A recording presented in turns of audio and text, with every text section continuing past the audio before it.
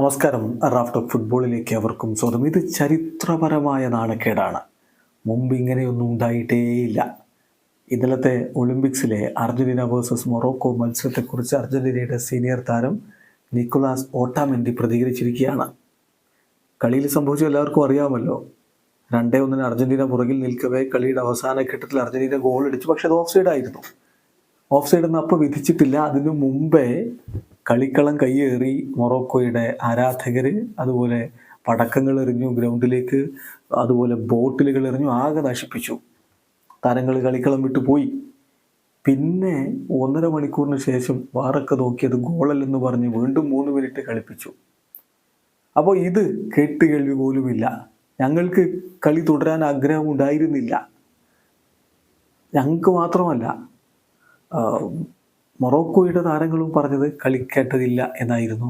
But 10 minute warm up ചെയ്ത് വീണ്ടും 3 minute കളിക്കേണ്ടി വന്നു. ഓട്ടോമെൻഡി ഇപ്പോൾ ഇതിനെതിരെ ശക്തമായിട്ട് രംഗത്തേക്ക് വരുന്നു. ഇതൊരു വലിയ നാണക്കേടാണ് എന്നാണ് അദ്ദേഹം പറയുന്നത്.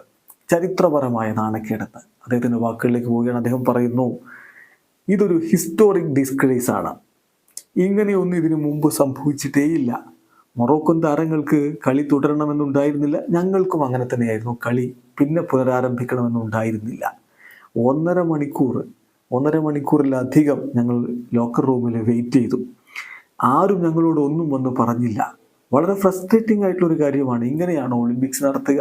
ഇത് വളരെ ഫ്രസ്ട്രേറ്റിംഗ് ആണ് എന്ന് തന്നെ ഇപ്പോൾ നിക്കോളാസ് ഓട്ടാമെൻഡി പറയുന്നു. ഏതായാലും കളി പിന്നീട് 2-1 മൊറോക്കോ ജയിച്ചു കയറി. അർജന്റീനയ്ക്ക് അടുത്ത മത്സരം ജയിച്ചേ പറ്റൂ എന്നുള്ള സ്ഥിതിവിശേഷവുമായി വീഡിയോ അവസാനിക്കുന്നു.